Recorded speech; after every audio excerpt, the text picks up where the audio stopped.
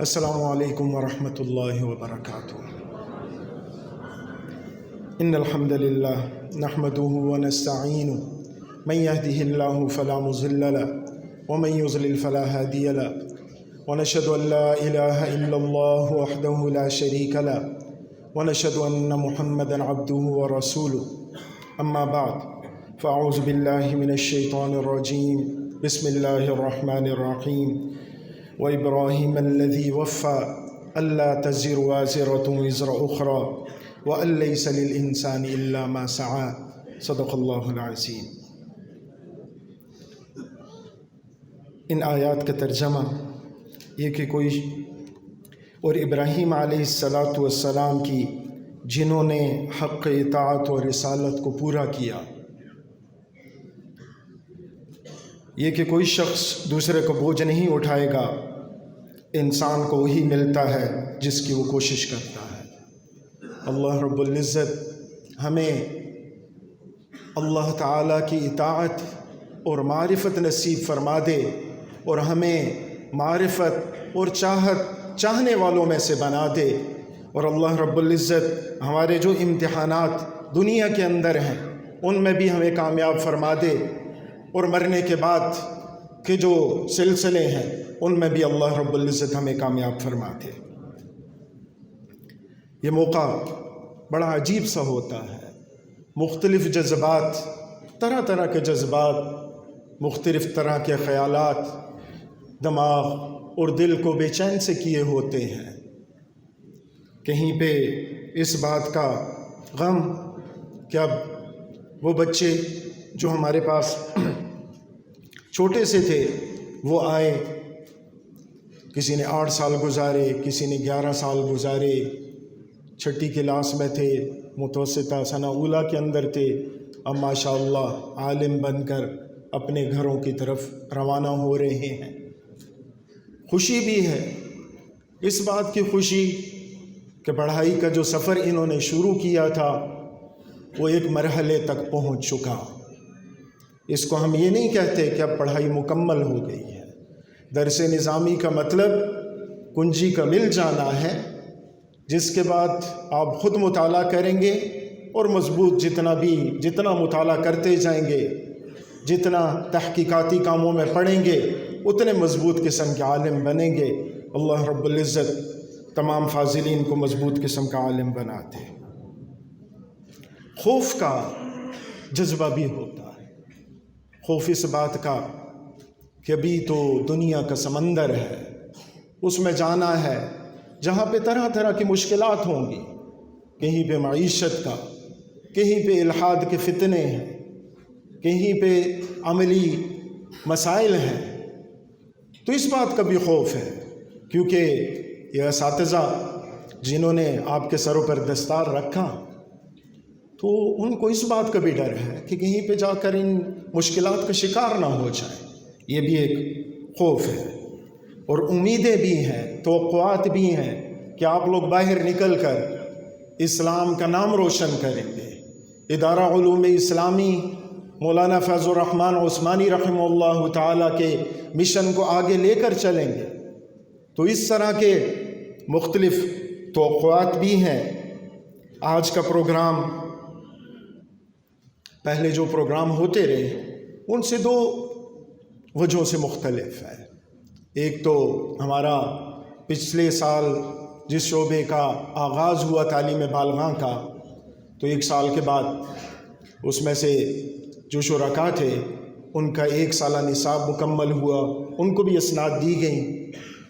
اور دوسری بات یہ ہے کہ جہاں پہ اتنے فاضلین ہیں وہاں پہ مولانا فیض الرحمن عثمانی رحمہ اللہ تعالی ادارے کے بانی، ہمارے محسن و مربی، ان کے صاحبزادے مولانا عثمان عثمانی، ان کے سر پر بھی دستار فضیلت رکھی گئی۔ اللہ رب العزت تمام فاضلین کو اس دستار کی فضیلت کو سمجھنے اور اس کی عظمت کو پورا کرنے کی ہمت طاقت توفیق نصیب فرمائے۔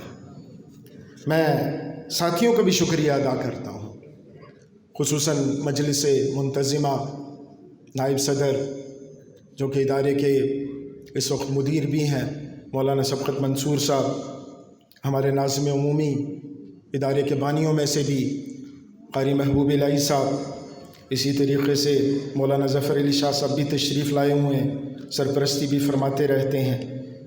اسی طریقے سے ادارے کا تدریسی عملہ اور غیر تدریسی عملہ، یہ سارے کے سارے ان فاضلین کو اس مقام پر پہنچانے میں سب نے اپنا حصہ ڈالا ہے۔ میں اس موقع پر ہمارے ادارے کے غیر تدریسی عملے کے ایک ساتھی جو پرانے ہمارے رفیق رہے، 11 سالہ انہوں نے یہاں پر وقت گزارا، چچا محمد علی صاحب رحمہ اللہ تعالی، خدمات سر انجام دی، ان کا بھی ہم ان فاضلین کا اس مقام پر پہنچنے تک جو کردار ہے لوگوں کا، اس میں ان کا بھی کردار سمجھتے ہیں۔ یہاں پر سالن پکانے کی ذمہ داری پوری کرتے تھے۔ اللہ رب العزت ان کی بھی منازل کو، آگے کی منازل کو آسان فرمائے۔ فضلاء کے سرپرستوں کو، مہمانوں کو مبارکباد پیش کرتا ہوں کہ اللہ تعالیٰ نے ان کی اولادوں میں سے یا ان کے تعلق والوں میں سے کسی کو عالم بنا دیا۔ یا عالم بن جانا اللہ تعالیٰ کا بہت بڑا انعام ہے۔ ایک فضیلت کی بات بتاتا ہوں، معارف القرآن میں مفتی شفیع رحمہ اللہ تعالیٰ نے اس آیت کے تحت تفسیر میں یہ لکھا، اعوذ باللہ من الشیطان الرجیم ومن اللیل فتہجد بہ نافلۃ لک عسى ان یبعثک ربک مقاما محمودا۔ اس کے تحت یہ بات لکھی کہ اللہ رب العزت علماء کو کل قیامت کے دن سفارش کا کہیں گے کہ سفارش کرو، جن کی چاہتے ہو سفارش کرو۔ تو یہ جو سفارش کا موقع ہوگا، اس میں اللہ رب العزت علماء سے یہ بات فرمائیں گے کہ اپنے شاگردوں میں سے جتنوں کی تم سفارش کرنا چاہتے ہو، سفارش کر لو اور جنت میں لے کر چلے جاؤ، چاہے وہ آسمان کے ستاروں کے مانند کیوں نہ ہو، تعداد میں ان کے برابر کیوں نہ ہو۔ اس لیے علماء بن کر جا رہے ہیں، تو ان سے اور علماء سے ان کے ساتھ تعلق واسطے کو مضبوط کریں۔ کبھی بیٹھ کے ان سے سورۃ فاتحہ سیکھ لیا کریں، کبھی ان کو نماز سکھا دیا کریں، تاکہ استاد اور شاگرد کا ان کے ساتھ تعلق قائم ہو جائے، ان کے شاگرد بن جائیں۔ تو علماء جب جنت میں جائیں گے اور ان کو اختیار بھی دیا جائے گا، اور اختیار دینے والی ذات اللہ رب العزت کی ہوگی، تو پھر اسی بہانے ہم بھی چلے جائیں گے انشاءاللہ العزیز۔ اللہ رب العزت سب کو جنت کا مستحق بنا دے۔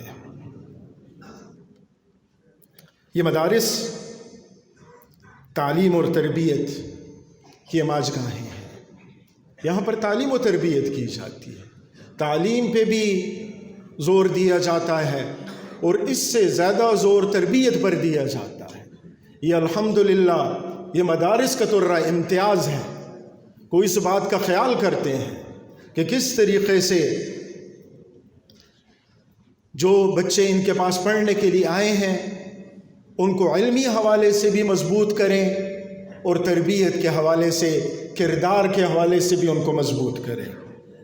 ادارہ علوم اسلامی اس معاملے کے اندر اور زیادہ فکر مند ہے، خصوصاً مولانا فیض الرحمن عثمانی رحمہ اللہ تعالی بہت ساری باتیں بتا کر گئے، لکھ کر گئے۔ انہوں نے بتایا کہ بنیادی طور پر تربیت 4 چیزوں کا مجموعہ ہے، 4 چیزوں کا مجموعہ۔ ایک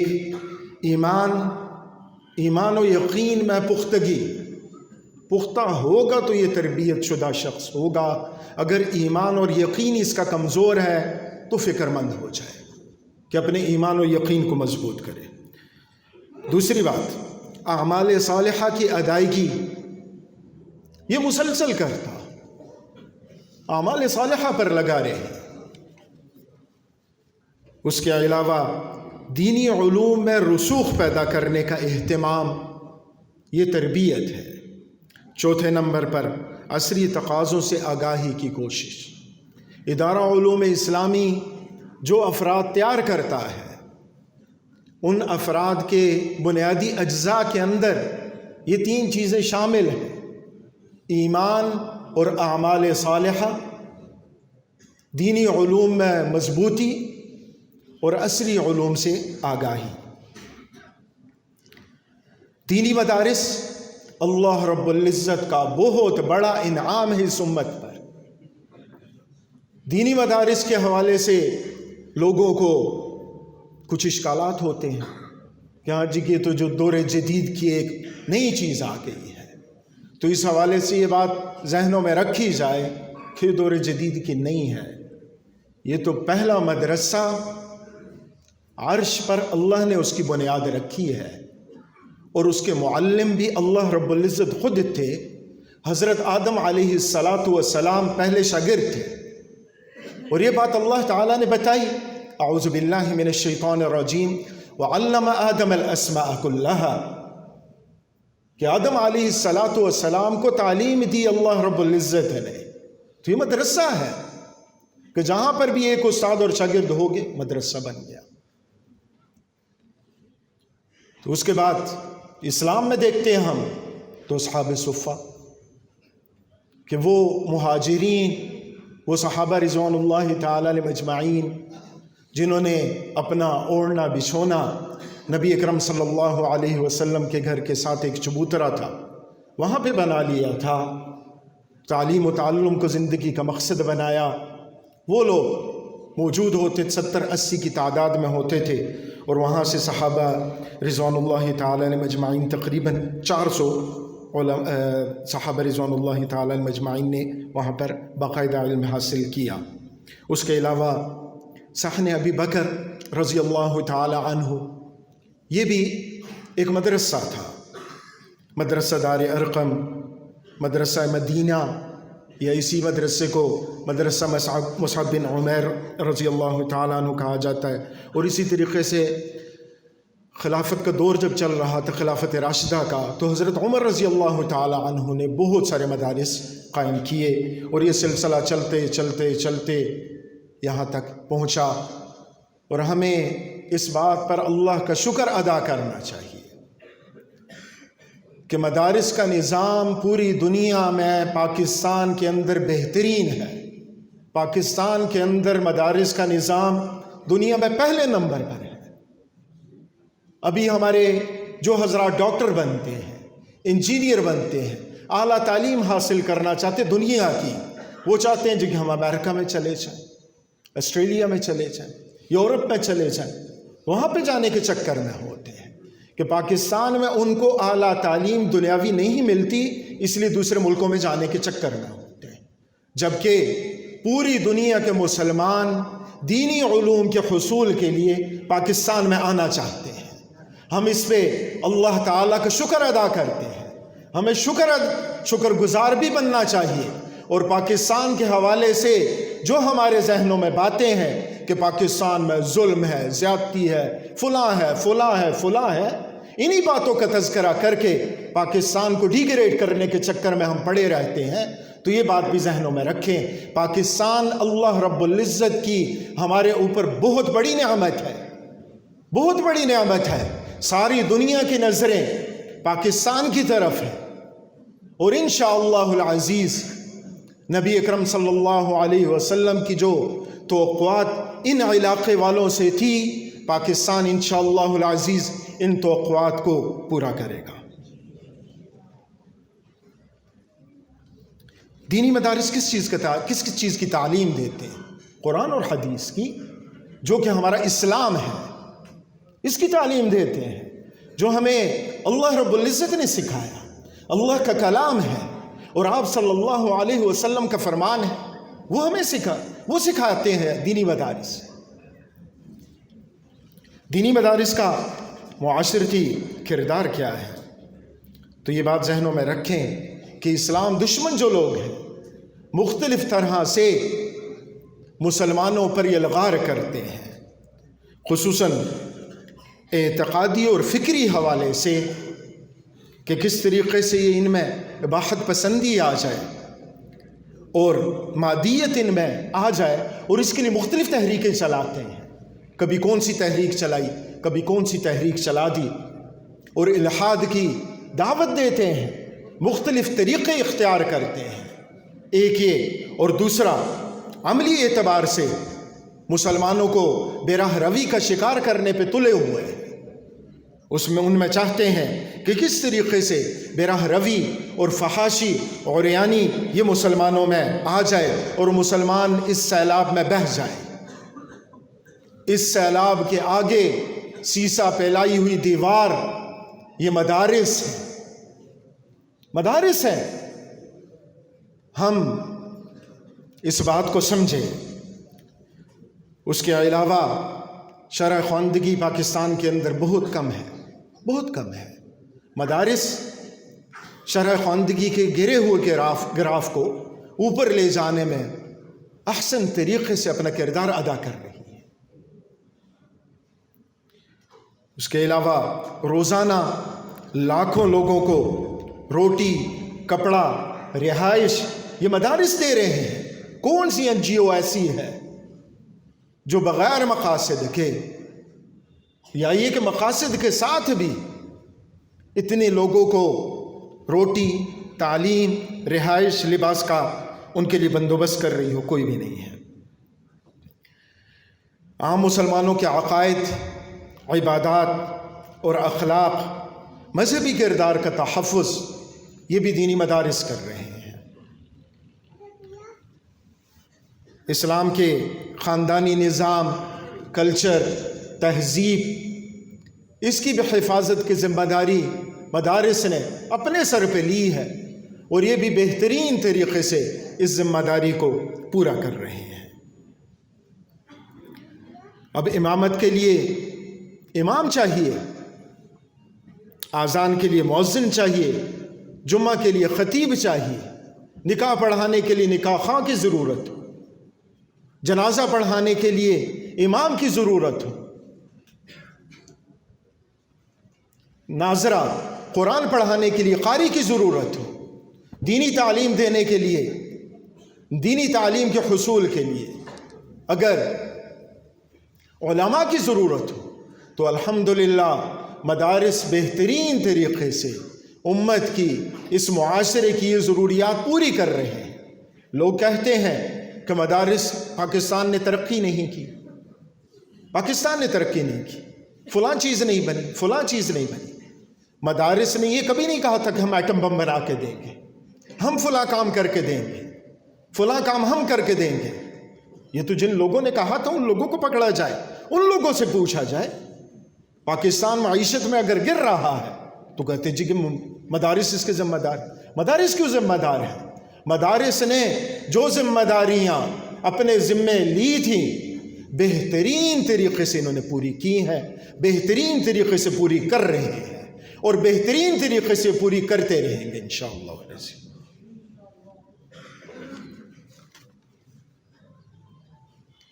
اب دینی مدارس کے حوالے سے ہماری ذمہ داریاں کیا ہیں؟ کیا ہماری ذمہ داریاں بنتی ہیں؟ ایک تو اپنے دلوں کو صاف کریں۔ یہ اللہ کے مقرب لوگ ہیں، بڑی مشکل حالات کے اندر زندگی گزارتے ہیں۔ ان کی تنخواہیں اگر بتائی جائیں مدارس کے جو مدرسین ہیں تو یقین کریں کہ شرم آتی ہے ان کی تنخواہ بتاتے ہوئے بھی، لیکن اللہ کا یہ کام کر رہے ہیں۔ اللہ ان کے معاملات کو سدھارتا ہے، چلاتا ہے بہترین طریقے سے۔ مولوی صاحب ٹھاٹھ باٹھ کے ساتھ رہ رہے ہوتے ہیں، خوب کھاتا پیتا ہے مولوی صاحب، خوب کھاتا پیتا، صاف ستھرے کپڑے پہنے ہوتے ہیں، سفید رنگ کے کپڑے ہوتے ہیں، اور تنخواہ کتنی ہوتی ہے؟ 10,000 روپے تنخواہ ہے، جو کہ چوکیدار کی تنخواہ نہیں ہے۔ 15,000 روپے تنخواہ ہوتی ہے۔ تو اب تو سیکورٹی گارڈ بھی 20-25 ہزار سے کم کی تو بات نہیں کرتے، اور یہ مولوی صاحب صبح سے لے کر شام تک پڑھا رہا ہوتا ہے۔ تو اللہ کا کام کر رہا ہے۔ اس لیے پہلی بات یہ ہے کہ اپنے دلوں کو مدارس کے حوالے سے صاف ستھرا کریں، صاف کریں، اور فائدہ اس کا ہمیں خود ہوگا۔ ان مدارس کو اسلام کا قلعہ سمجھیں، ان سے دلی محبت کریں، ان مدارس کو ہدایت کا سرچشمہ سمجھیں۔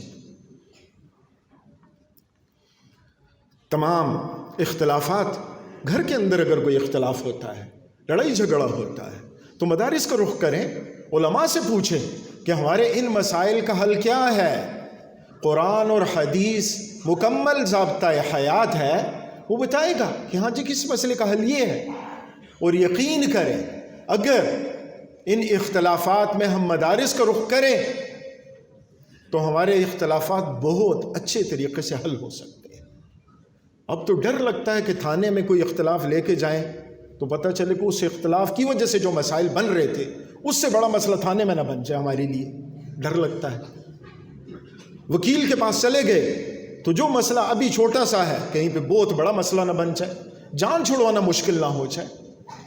اس لیے علماء کے پاس جائیں, کیونکہ یہ اختلافات ہو جاتے ہیں. اپنے مسائل کے حل کے لیے علماء سے رابطہ کریں, مدارس سے رابطہ کریں. اس کے علاوہ اپنے بیٹوں میں سے ایک بیٹے کو مدرسے کے لیے, دین کے کام کے لیے وقف کریں, تاکہ جہاں پہ آپ کی رہنمائی آپ کا بیٹا کرے وہاں پہ ایک خوبصورت سا کام جو کہ ہونا ہی ہونا ہے, وہ موت کا, اور موت پر جنازہ پڑھانے کا, تو اپنا بیٹا پڑھائے. تو بڑی خوبصورت سی بات ہوتی ہے کہ خود جی بیٹا میرا جنازہ پڑھائے, بڑی اچھی سی بات ہوتی ہے. تو اس بات کی بھی کوشش کریں. اس کے علاوہ ان کے ساتھ تعاون کریں, جو بھی مدرسہ ہے تعاون کریں. اور تعاون کا یہ صرف یہ مطلب نہیں ہے کہ پیسے ان کو پکڑا دیں, ان کے لیے دعائیں کریں. چلتے پھرتے ان سے پوچھ ہی لیں کہ کوئی مسئلہ تو نہیں ہے. جہاں پہ جو کچھ ہو سکتا ہے ان کے لیے کریں, کیونکہ یہ جس ذات کے لیے کام کر رہے ہیں وہ ذات اتنی عظمتوں والی ذات ہے کہ آپ کا بھی شمار انہی لوگوں میں کر دے گی اور انہی کے ساتھ حشر بھی فرما دے گی.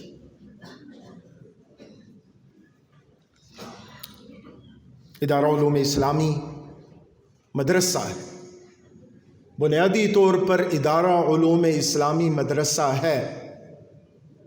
خانقاہ بھی ہے, اسکول بھی ہے, کالج بھی ہے, یونیورسٹی بھی ہے, سب کچھ ہے, لیکن بنیادی طور پر مدرسہ ہے.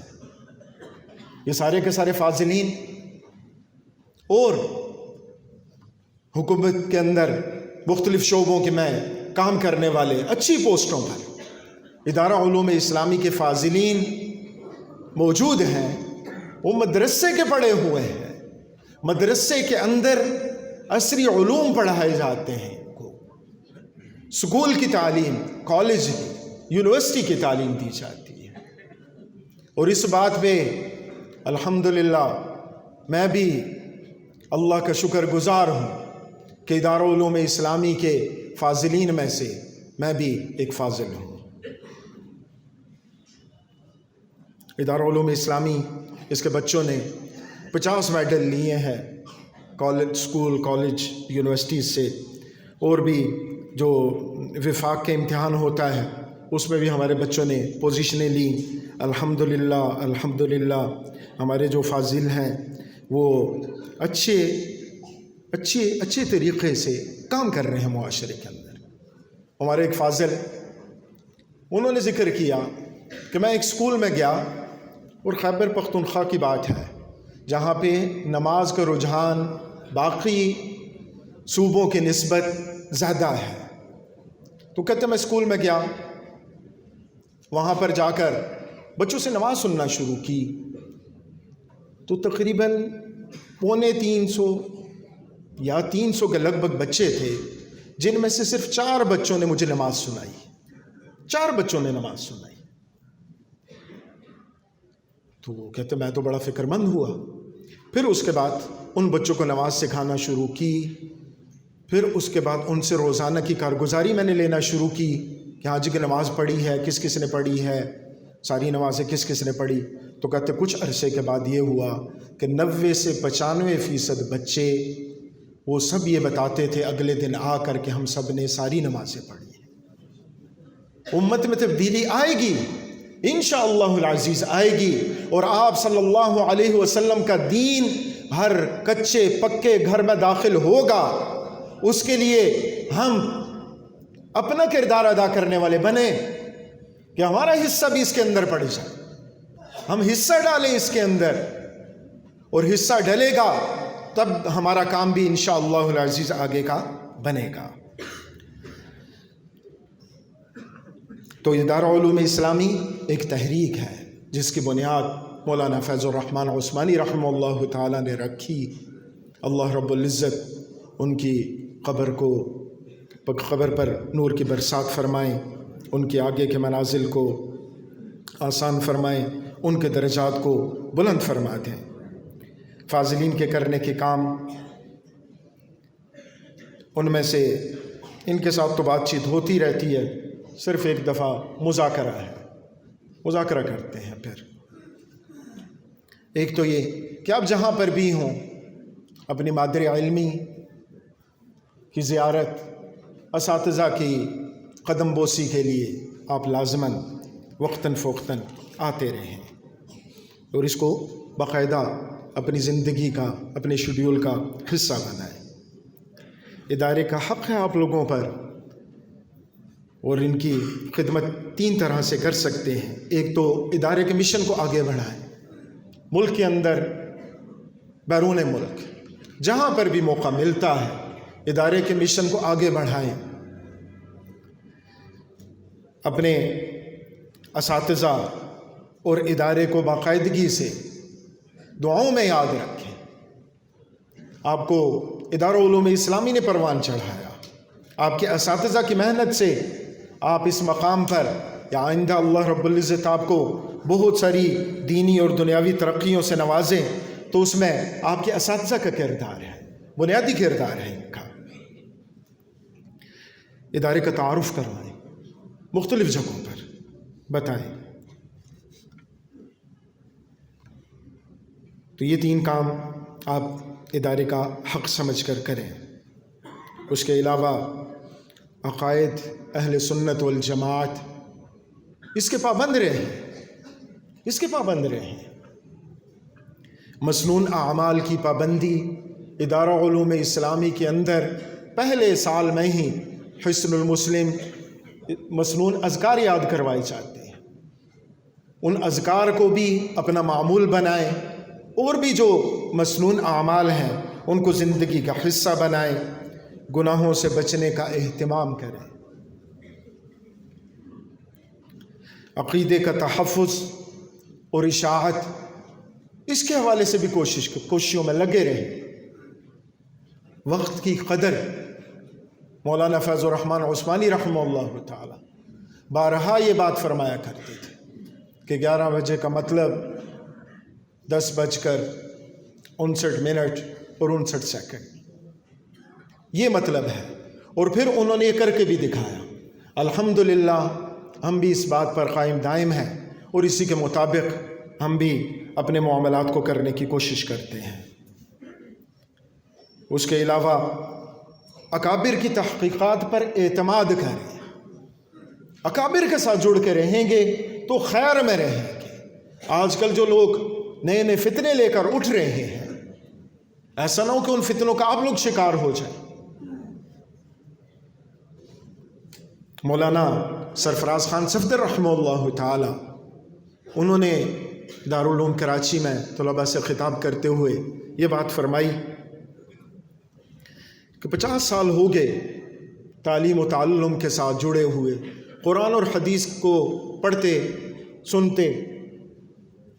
بسا اوقات ایسا بھی ہوتا کہ مجھے ایسا لگتا کہ جو بڑوں کی تحقیق ہے اس کے علاوہ کوئی بات دوسری نظر آ رہی ہوتی، لیکن میں نے عوام میں کبھی بیان نہیں کیا۔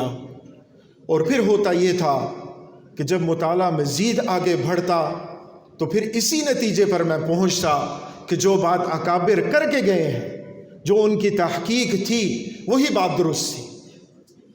اس لیے صرف 2-4 کتابوں کا مطالعہ کر کے یہ سمجھنا شروع کر دینا کہ ہاں جی اکابر کی یہاں پر یہ غلطی ہے، وہ انہوں نے غلط کر دیا، تو یہ اپنے مطالعے کی کمی ہوگی۔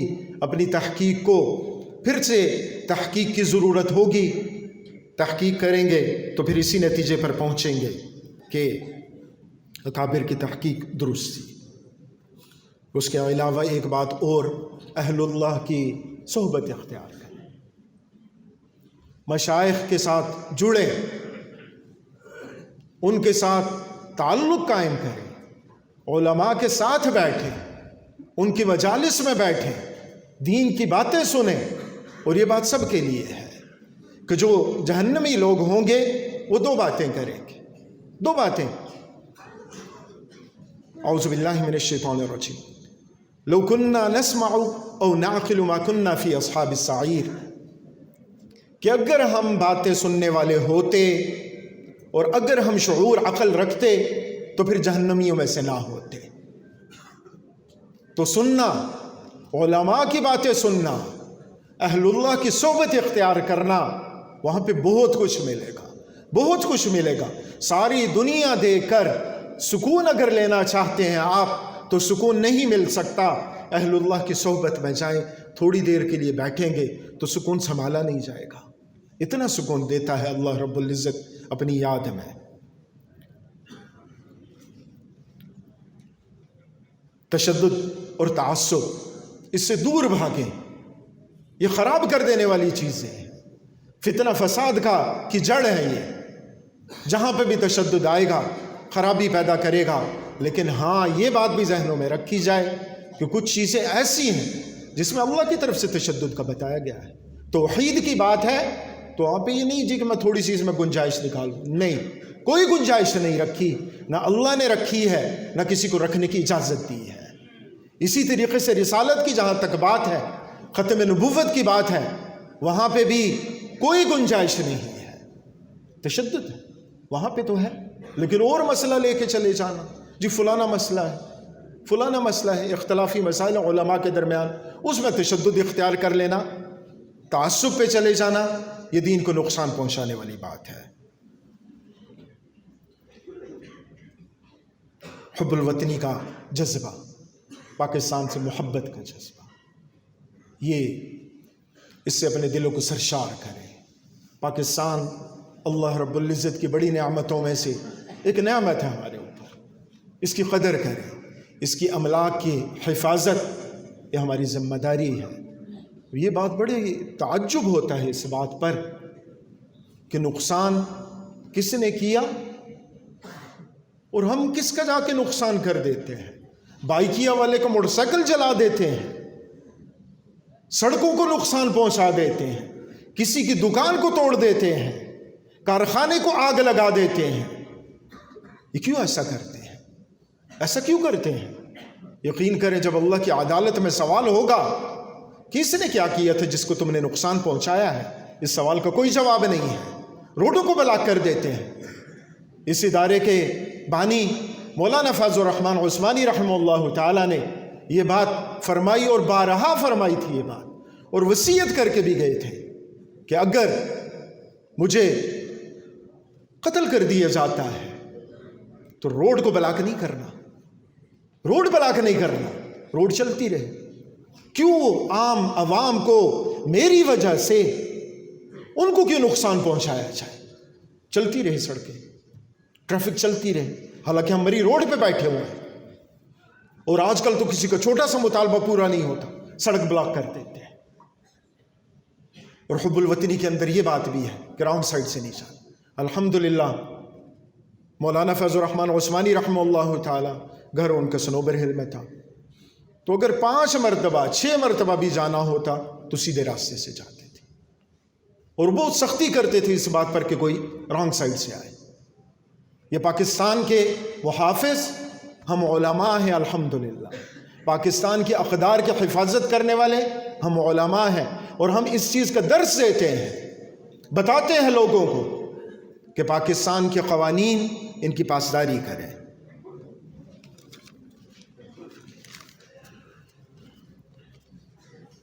اب تمام حضرات کا بہت بہت شکریہ کہ آپ تشریف لائے۔ پھر ایک دفعہ میں مبارکباد پیش کرتا ہوں۔ اللہ رب العزت ادارہ علوم اسلامی کو دن دگنی رات چگنی ترقی عطا فرمائے، تمام حضرات کے آنے کو اپنی بارگاہ میں قبول فرمائے۔